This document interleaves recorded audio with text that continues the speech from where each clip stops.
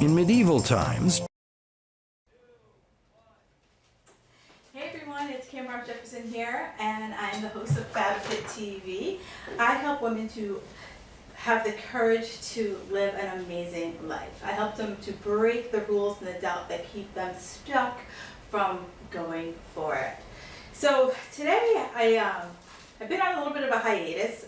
It's been a really busy winter, but I'm really excited because February is that month for me that I'm just like, come on, and here we are, got 24 hours to go in February before it's March, and I'm hoping that Mother Nature, if you're listening, you bring us some great weather. So today I really wanted to talk about fear and how it keeps us from taking action. And it's funny because fear is this like double-edged sword. Could be multiple-edged sword, where we're fearful of success, we're fearful of making a mistake, we're fearful of making a fool of myself, and it's funny because I don't care what age you are, I don't care, nationality, everyone has these kind of belief systems about taking action. We have these belief systems that, if I'm going to do anything, it has to be, all my ducks have to be in a row.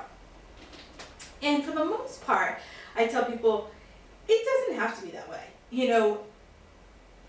because I find when you try to set up your ducks, if you will, that's when you kind of get in your own way. When you try to set up your ducks, that's when you kind of focus on the future. You're so focused on the future of what you think is going to happen. So the story in your head could be like, if I take this action and it's not a perfect action, then, fire and brimstone is going to happen. And, there's no such thing as perfection. And so many people will spend their lives chasing it, only to be disappointed when they find out that it doesn't exist. So I always say this, everyone has like a moment, I mean, think about baseball. And in baseball, like people pitching that perfect game, right? And if you think about how many, in the history of baseball, from, the 1900s to now, the history of baseball, how many perfect games have there been? That's something I'm going to Google. I'm going to have to look that up and do the Google on it. But it's like, let's just make these numbers up. So if baseball's been around for over 100 years, do you think there's maybe been like 20, 30 perfect games? So if I am a pitcher, and that's like the pinnacle, like here is the pinnacle of pitching, just to pitch a perfect game. Do you think I don't show up every day and do my best? If I don't hit a perfect game, do I go home and I beat myself up about it?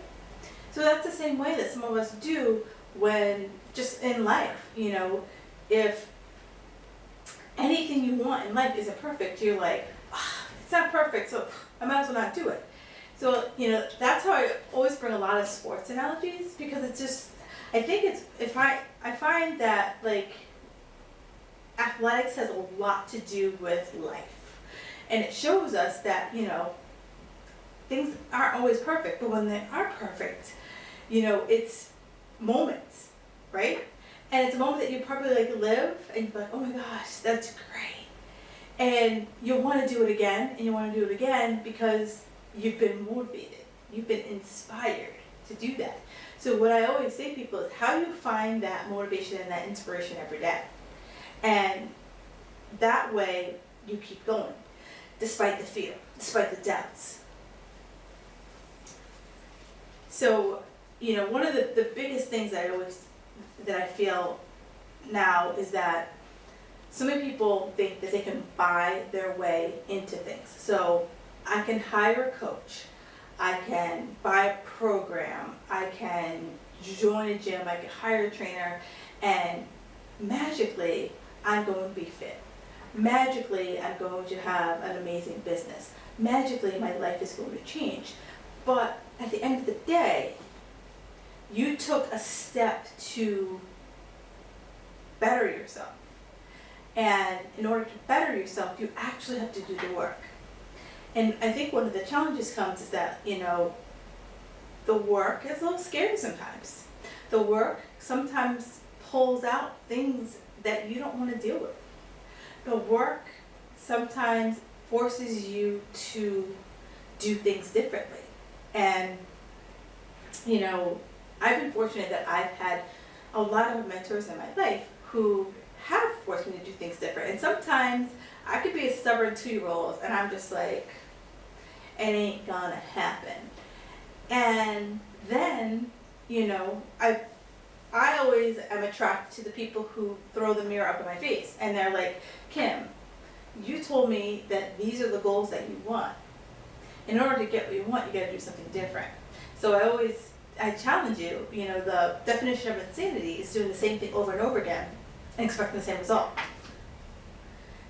So if I want something different, I want a different outcome, what do you think? I gotta do something different.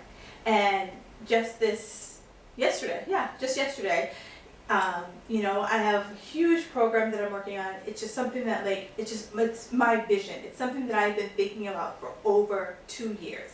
And I finally have pulled it together where I know exactly what it is. And in order to make it come true, I gotta make some big friggin' moves. And I found myself shrinking. I found myself saying, procrastinating, doing stupid beep stuff. And I had to check myself. And how I check myself is I wrote my journal and I said, Kim, you said, you made this big, bold declaration. You put a stake in the ground and said you wanted to talk to 20 people in the next 14 days. Well, cleaning my bathroom isn't talking to people. Poking around in my email and cleaning out the 20,000 emails that I have that have been in there for years isn't talking to people. So if I want a different outcome, I need to do something different. So I called myself on my bull stuff. And, is it hard? Yeah. Is it, forcing me to do something that is not something I feel like I'm a rock star at? Because, face it, when we are really good at something, we will do it all day, every day, and twice on Sunday. When something is a little bit more challenging to us, something is a little scary, that you're putting yourself out there, that you're like, I don't know what the outcome's going to be. I told myself I was going to talk to 20 people. I don't know what the outcome's going to be. I don't know if the 20 people I talk to will tell me to go pound sand. I don't know, but that's my fear. So I am telling myself these stories, but why do you have to tell yourself the negative story? Why can't I tell myself a positive story and say, these 20 people are going to be like, yeah, girl, I can't believe you. How come you didn't call me sooner? Why can't it be that outcome? Because if I told myself that story, I'd be on the phone right now. I wouldn't be on the show. So I always ask people, you have to do the work, because if you don't do the work, you can't expect an outcome. Because then you'll have the outcome in your mind. And, I don't know about you, but I have an amazing imagination, and I don't want that amazing imagination to just be in my head. I have this vision, and I see it. I close my eyes and I absolutely see this coming true. In order for it to come true, I gotta move my feet. When I first started working for myself, I want to say the secret's probably 10, 15 years old. And I remember the first time I had read The Secret, and I was like, oh my gosh, this is amazing. And then, she talked about all this visualization, blah, blah, blah. And I remember I was still kind of on my spiritual journey. And I was I don't really get it. And I finally met a mindset person who kind of helped me like put together like, what does it mean to visualize what you want? And visualization is like going on a trip. So say you want to go on a trip to Jamaica and you've never been there, but in your mind, you close your eyes and you can see the palm trees. You can see yourself lying in the hammocks. You can hear the steel drums. You could hear the waves. You can hear the blender blending up your pina colada, right? So that's well and good. But in order for me to get to Jamaica, I gotta take some steps, right? I gotta, book the tickets. I gotta find a hotel, all of that good stuff. And then I have to figure out how I'm gonna pay for it, right? So now that I have this vision, it's now a matter of me moving my feet to get to that goal. And the beauty that I'm finding right now in chasing this goal is that I'm not going to be perfect. I'm going to make mistakes. People are going to say no to me. People are going to string me along, and people are going to say yes to me. Those are all the outcomes. And I've written them out. And I'm like, you know what? Will I have a roof over my head if someone says no to me? Will my husband still love me if I'm not perfect? And trust me, I'm far from it. And I have to say that if I try to be perfect, it's going to hold me back from that vision. And I want you to think, what is a vision that you have? I have women who they want desperately to, one of my clients desperately wants to wear booty shorts. But right now, like life is just kind of coming at her pretty fast. And I was like, that's great, and I totally get it. But it's like, do you have that vision of the booty shorts in your head every single day? Because that makes you make the different choices.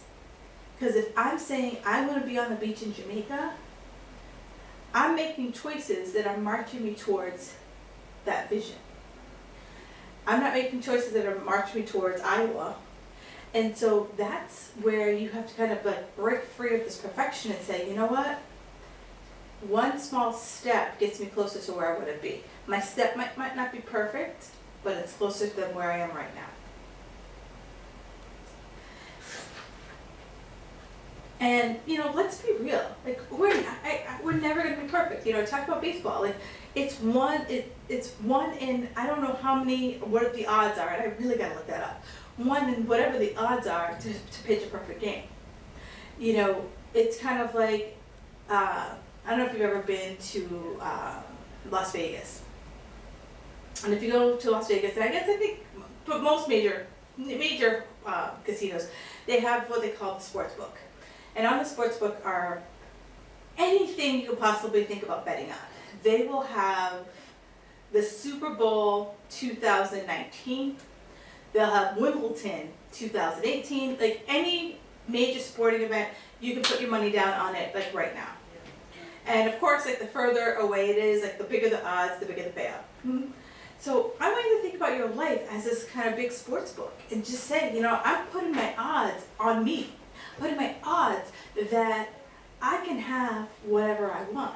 I just have to go for it. And going for it isn't about big sweeping changes, because so many people have this whole like, what's it called? Go big or go home thought process. And I'm like, what if I went small and home? Because I always encourage my clients to go a little, if they can't go big, I encourage them to go small. And I encourage them to go small because I want them to have wins. And you know what it's like when you feel like a winner. When you feel like a winner, you're like, you're walking better, you're like pointing, you feel like a rock star. And I want everyone to feel like a rock star. And if it's even one small step. So when I first started, my business is I don't have a boss. I don't have a boss that says, hey Kim, this is what's the agenda. These are the priorities. I make my agenda. I make the priorities. And so you like make this list and it's just like, this is what I'm doing today. And then you're like, this is what I did today. And then you start to feel like a failure, like, oh my God, I'm not hustling hard enough, I'm not getting enough done. And then, you know, someone said, you know, Kim, what if you committed to doing 3 things a day? And then once you got those 3 things a day, you added 1 more. And after you got those 3 things, like your most important things, you know, the big rocks of the day, you know, it's not like, oh, I'm going to build a website, because that's just, you know. But what if you said, I'm going to build my homepage today? And you got it done. You feel like a winner, right? You feel like, hey, look at me, I got some stuff done. So I always said to my clients, you know, sure, there's cardio, there's strength training, there's eating right, there's sleeping, there's managing your stress.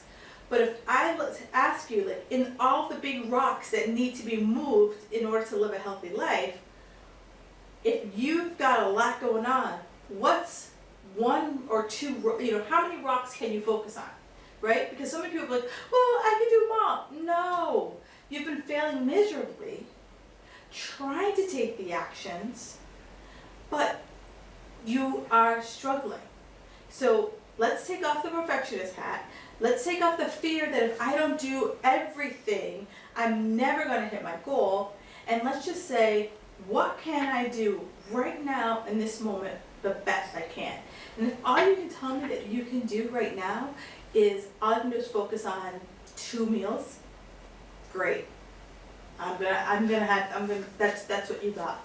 Because I want you to feel like a winner. And once that feels good, then we move on to the next thing, and we move on to the next thing, and we move on to the next thing. Because, you know, I think of it as when you were in school, there were prereqs, right? So you couldn't take, so I went to a business college. So as a senior, there was a class every senior took 2nd semester senior year. It just was what it was, because there were like 5 classes that you had to take in order to take this class. And some of the classes you couldn't take until you took 2 prereqs in sophomore year, and then you had a prereq in junior year, and then finally by the time you took all the right classes, it was 2nd semester senior year. And that was the class that you had to take and you had to take to graduate. And that's how I look at it. If we start breaking down the pieces, the big rocks of health, and you just say, this is I can only focus on this course today, then that's all you have. And be okay with it. Because the fear that if I don't do it all, I'm not going to ever have it, that's your mindset. And you're chasing this perfectionist dragon that is just going to drag you down and punch you in the face.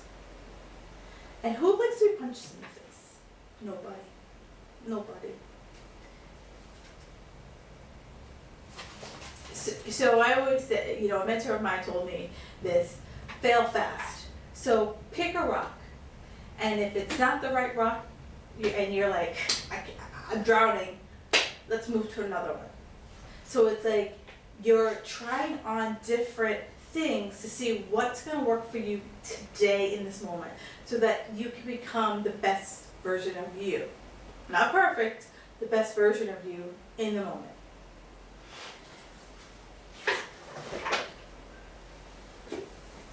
And, you know, one of I don't know who said this, it's a quote, but success leaves clues.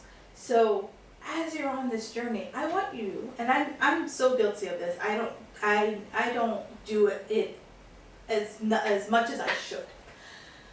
Looking back and seeing where I've had success, and seeing what I did to be successful, right?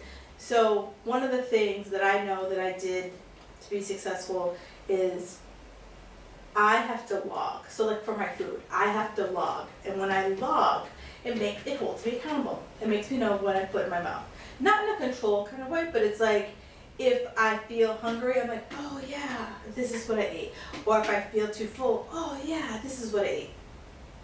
So that's what I always tell my clients. You need to figure out where you had your past success. And what was it that made you successful? Because in that way you can, are there pieces of what made you successful that you can translate from here to here? And it's always pieces. You know, it could be just, you know, the questions that you asked yourself. It could just be the way you were able to just get into your mindset. It could be journaling every day. You know, it's like, it's figuring out what were those past steps you took to be successful. Because I feel that the vibe of success is, you know, always is around you. And it's just a matter of you being able to tap into that vibe and feel alive, feel recharged, feel like this is a better way to focus on trying to get to where I want to go. You know, I was reading a book, and it was talked about Bill Gates. And so Bill Gates, you know, we all know who he is. Excuse me. He built on the success of Microsoft DOS, right? Microsoft DOS was just a basic program, and not many people could use it really well. You had to be like a coder or programmer, and if you wanted to, and compared to Apple, where Apple was trying to make it as user-friendly, as simple, and as basic as possible. And so, you know, Bill's like, this is great software, but I gotta make it more user-friendly. But I'm gonna build on the success of this existing program. So he cooked on top of it Windows, and Windows made it more user-friendly compared to just like the Apple. And so he's like, okay, I'm gonna make Windows more friendly. And he literally took, you know, his base product and just kept adding on things that made it successful. Same thing with Apple.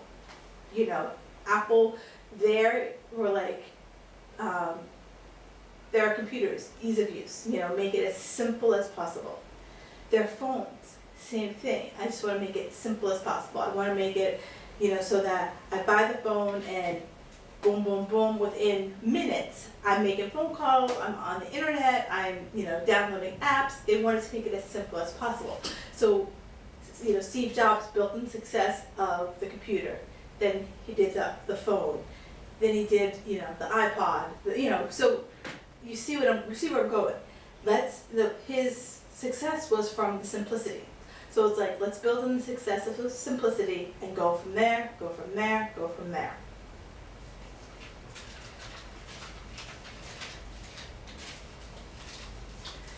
So it's like, you know, I would say success is like a staircase. You climb it one step at a time. Like, I know so many of you guys want to sprint up to the top, but you can't. There's only a few people who can. But I want you to think about it. If I take success one step at a time, I'm most likely to keep it. You know, people who sprint up the ladder, I want you to think of, like, you know, song like one hit wonders, where you're just like, where's so and so? You know, you might hear that song and be like, oh, what if he's supersizing it at McDonald's, like the song like Baby Got Back. You know, like, where is he? He had one big song and I don't know where he is. And lastly, you know, have confidence in yourself. Like, believe that, you know what, you got this. Believe that you can do anything that you put your mind to. Believe that, you know, you are a force. Believe that you are powerful. Believe that you are successful, and believe that whatever it is your goal is, that you are going to go over, under, around, or burst right through to flip and get what you want. Because as you learn from your failures, you get more confident of what's not going to work. As you have more success, you get more confident of what you're capable of. Because when you start to realize and feel your power, you're going to, I think it's Amy Cuddy, she talks about like the superhero stance. You're going to want to have that superhero stance. Like, hands on your hip, thinking about that cape flying out behind you. It's just going to be an amazing, amazing, amazing, amazing moment. And I can't wait for that to happen for you. So, my favorite expression, and I say it all the time, feel the fear and do it anyway. You know, if you have a knot in your stomach and you know it's leading you towards your ultimate goal, you gotta do it. And I know I got a lot of knots in my stomach. I got a lot of things I want to do, but I gotta just like roll with the knots, because soon enough it's gonna be this, feel like this in my stomach, and then it'll ease up and it'll feel so much better. But I know that action is the only way I can develop, you know, tougher skin. Action is the only way I'm going to be able to show my success. Action is the only way I'm going to be able to fail fast, so that I can make a mistake over here and then make a shift to course correct to where I want to be. So that is all I have for you for this week. And if you guys have any questions or comments or anything like that, please reach out to me on my website, which is fabfitsquad.com. You can also find me on Facebook at Kim Barnes Jefferson Coach. If you have any questions or comments, please leave me an email at squadleader@fabfitsquad.com. I will be back on the 13th of March, and I will be talking about spring success rituals and how to feel renewed, recharged, and refreshed. So I hope you guys have an awesome evening, and I will talk to you guys next week. Thank you guys so much, and have a fabulous evening. I got leprechaun drum. I'm that leprechaun bitch. I'm that leprechaun hoe. Turn up, turn up, turn up, turn up with some leprechaun go dogging, dogging. I'm going.